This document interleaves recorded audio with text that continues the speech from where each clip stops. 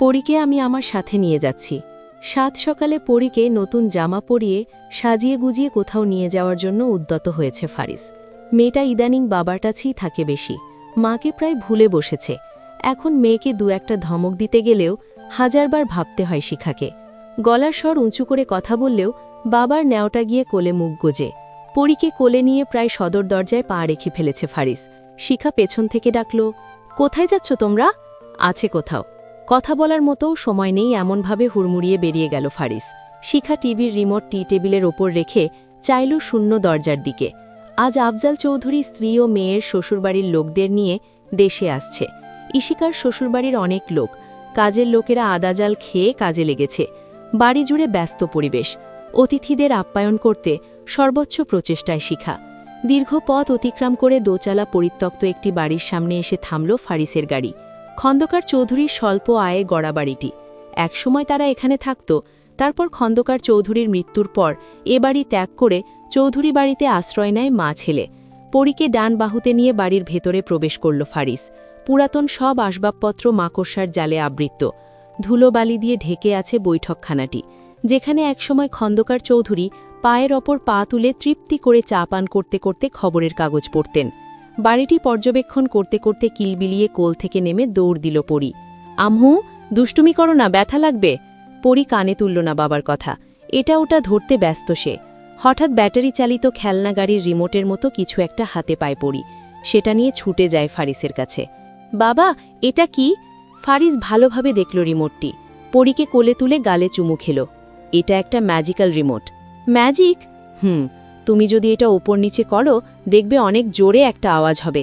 সত্যি? কৌতূহলে জলজল করে উঠল পরীর চোখ। ফারিস মাথা নাড়িয়ে সায় জানালো। রিমোটের বোতাম টিপতেই হঠাৎ কারো চিৎকারের আওয়াজ ভেসে এলো। ভয়ে ছিটকে উঠল পরী। ভীত নয়নে তাকালো ফারিসের দিকে। ফারিসের ওষ্ঠপুটের রহস্যময় হাসি। It's magic. প্রথম প্রথম ভয় পেলেও সময়ের ব্যবধানে পরীও উপভোগ করতে লাগল। রিমোট চাপার সাথে সাথেই একটি চিৎকার। প্রতিবারই খিলখিল করে হেসে ওঠে পরী। ফারিস তৃপ্তি সমেত তাকিয়ে মেয়ের মুখ পানে। চক্ষুজোড়ায় অন্তহীন সন্তুষ্টি। বছরান্ত পুষে রাখা অগ্নিশিখার টিপটিপ করে জ্বলা কয়লা। খেলতে খেলতে একসময় ঘুমিয়ে গেল পরী। সেই মুহূর্তেরই হয়তো অপেক্ষায় ছিল ফারিস। মেয়েকে নিয়ে সে বাড়ির আরও ভেতরে ঢুকল। স্টোররুমের দরজা খুলতেই দেখা মিলল চেয়ারে বাঁধা এক নারী অবয়বের। শরীর জুড়ে প্যাঁচানো বৈদ্যুতিক তার। মানসিক আশ্রয়ের রোগীদের যেমন বৈদ্যুতিক শক দেয়া হয়, তার ছোট্ট একটি নমুনা। জহুরার ক্লান্ত দেহ পড়ে আছে চেয়ারটায়।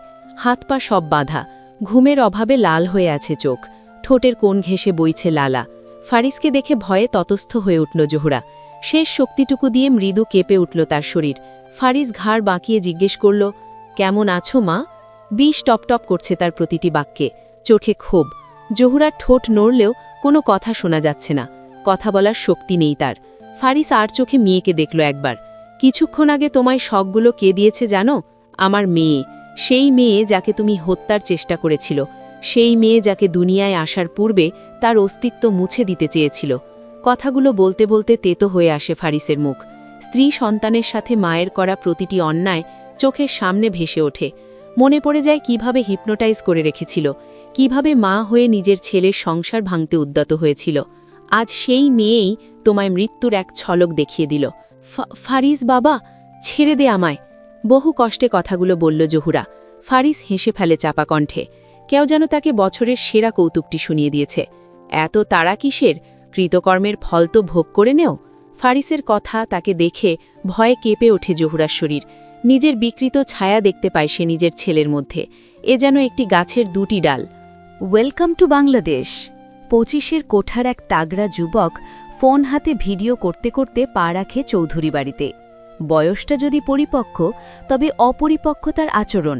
বাচ্চাদের মতো হেসে কুদে ক্যামেরা বন্দি করছে সবকিছু। বাড়ির কাজের মহিলারা মুহূর্তেই কাজ থামিয়ে তাকায় তার দিকে। শিখা ধাপে ধাপে সিঁড়ি বেয়ে নেমে আসে। ছেলেটি ফরিদার পাশে দাঁড়িয়ে ভাঙা বাংলায় বলে, এই হচ্ছে বাংলাদেশি পিপল। সুন্দর তাই না? রকি, হচ্ছেটা কি? 50-এর কোঠায় এক লোক বাড়িতে ঢুকতে ঢুকতে বিরক্ত কণ্ঠে শুধালেন। শিখা নিচে নেমে বুকে হাত বেঁধে একপাশে দাঁড়াল। আফজাল সাহেব লোকটির পাশে দাঁড়ায়। হাসতে হাসতে হাত রাখে বেআই সাহেবের কাঁধে। ছেড়ে দাও বন্ধু, তাকে এনজয় করতে দাও। এসব এনজয় না বাদরামি। আফজাল চৌধুরী হেসে উড়িয়ে দিলেন তার কথা। শিখার দিকে চোখ পড়তেই নরম হয়ে আসে তার দৃষ্টি। শিখা এগিয়ে যায় আফজাল চৌধুরীর নিকট, আলতো করে জড়িয়ে ধরে তাকে। আফজাল চৌধুরীর শিখার চুলে হাত বুলিয়ে দিতে দিতে জিজ্ঞেস করে, কেমন আছিস? ভালো, তোমরা কেমন আছো? আলহামদুলিল্লাহ। বাকি সদস্যরা লাগেজ নিয়ে বাড়ি ঢুকছে। রকি ঘুরে ঘুরে বাড়ির প্রতিটি কোণা ক্যামেরাবন্দি করছে। আসলে সে একজন কন্টেন্ট ক্রিয়েটর, তাই এই লাভছাপ স্বভাব। অতিথিদের শরবত দিতে বলল শিখা। জার্নিতে ক্লান্ত হয়ে উঠেছে রামিম, তাই তাকে তাদের নির্ধারিত কক্ষে পাঠানো হলো রেস্ট করার জন্য। ইশিকার শ্বশুর শাশুড়ি চোখ ঘুরিয়ে ঘুরিয়ে বাড়ি দেখছেন ও তারিফ করছে।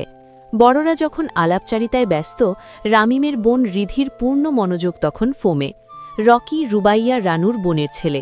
রামিম রিধি দুই ভাই বোন। রামিম যদিও ফ্রি মাইন্ডের একজন লোক, রিধি তার সম্পূর্ণ বিপরীত। ফোন, ফ্রেন্ড, মস্তি এটাই তার জীবন। কিছুটা উগ্র স্বভাবের সে। ভাই ছাড়া কারোর কথা শোনে না। তার পছন্দ নয় কেউ তার উপর আদেশ জারি করুক। সিফাত সাহেব কথায় কথায় জিজ্ঞেস করলেন, তোমার মেয়ে কোথায়? ওর বাবার সাথে বাইরে গেছে। হঠাৎ চোখ তুলে চাইল রিধি, তুমি ম্যারিড? আমি তো আরও ভেবেছিল পরি হয়তো তোমার প্রেমিকের বেবি। না মানে, ভাইয়ার বিয়েতে তো তোমার হাজব্যান্ডকে দেখলাম না। রিধির প্রশ্নের ধরন হয়তো পছন্দ হয়নি শিখার। সে স্বাভাবিকভাবেই হেসে বলল, স্বামী থাকলেই যে সবসময় কোলে নিয়ে ঘুরতে হবে আমার মনে হয় না। সে এখানে ব্যবসায়ের কাজে ব্যস্ত ছিল, তাই বিয়েতে আসতে পারেনি। তাদের কথার মাঝেই বাড়িতে প্রবেশ করে ফারিস। সকলের দৃষ্টির কেন্দ্রবিন্দু হয়ে ওঠে সে। ফারিসকে দেখে রিধির চোখ আটকে যায় তার উপর।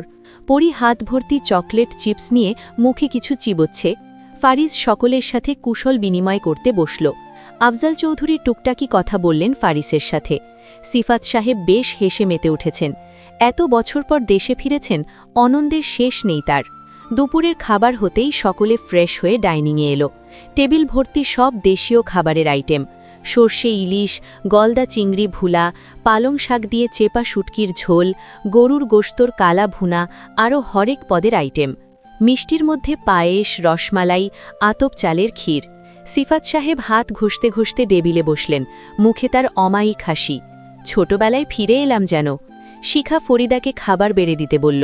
একে একে সকলে এসে বসল টেবিলে।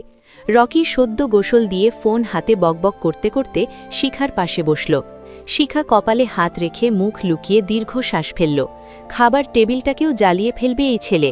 সো গাইজ, আজ প্রথমবারের মতো টেস্ট করতে যাচ্ছি বাংলাদেশি ফুড। Let's try. বলতে বলতে রকির হাত সর্বপ্রথম পড়ল শুটকির তরকারির উপর। প্রথম লোকমা মুখের সামনে আনতেই গন্ধে মুখ বিকৃত হয়ে এলো তার। তবুও বহু কষ্টে মুখে তুলল তা। ভিউয়ার্সদের মন জয় করতে যা করতে হয় আর কি। খাবার মুখে তোলার সেকেন্ড খানেক পর চোখে তারা দেখতে পেল রকি।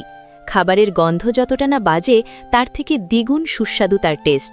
প্রথম লোকমার পর তার মুখ থেকে যে তারিফের বন্যায় শুরু হলো, আর থামার নাম নেই।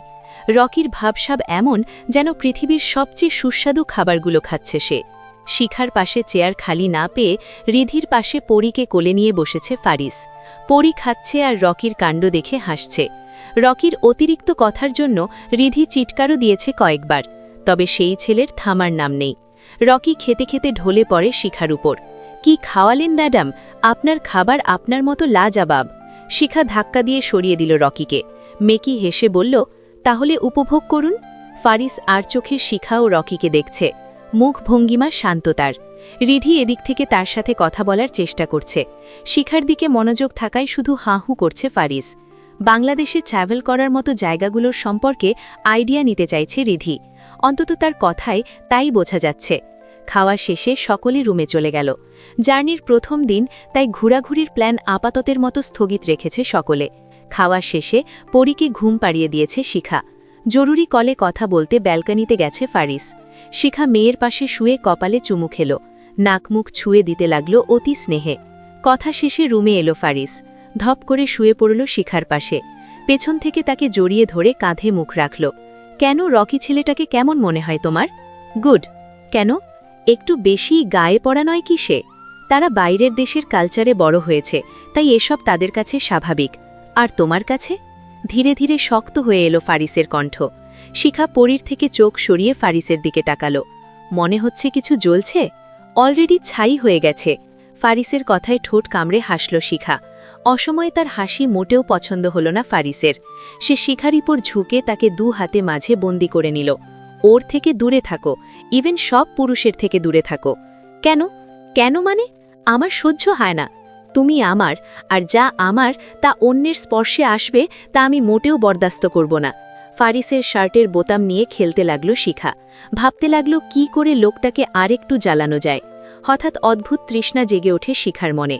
ফারিসের মুখ থেকে ভালোবাসি শোনার তৃষ্ণা। 2 বছর যাবৎ কথাটা শোনা হয়নি, আজ বড্ড তৃষ্ণা জাগছে তা শোনার। কেউ বলেছিল নিজের সুখ নিজেই খুঁজে নিতে। তখন আমি পারিনি তাই বলেছি, কিন্তু এখন আমি এখানে তোমার সামনে, এমন কিছু নেই যা আমি আমার প্রণয়ীর জন্য করতে পারবো না। তোমার একমাত্র সুখ আমি। কিন্তু আমি যাকে দেখতে পাচ্ছি সে তো শুধুই আমার সন্তানের বাবা। শুধুই? শিখা উপর নিচে মাথা নাড়ল। হঠাৎ শিখার ঘাড়ে মুখ গুজে কামড়ে দিল ফারিস। শিখা মৃদু চেঁচিয়ে উঠল। পরি নড়ে উঠল কিছুটা। অন্য পাশ ঘুরে আবারও গভীর ঘুমে তলিয়ে গেল পরি। ফারিসের বাহুতে থাপ্পড় দিল শিখা। হচ্ছেটা কি? সদ্য লালচে রাঙা কামড়ের জায়গায় নাক ছুঁয়ে দিল ফারিস।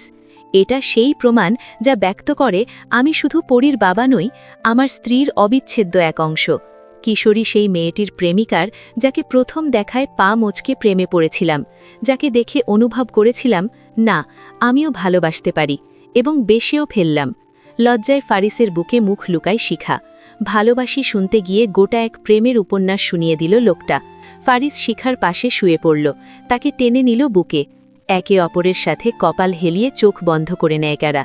শিখার রেশমি চুলে আঙুল প্যাঁচায় ফারিস। কি করেছ তুমি আমার সাথে? কেন যাও লোকেদের সামনে জাদু করতে, যেমনটা তুমি আমায় করেছ?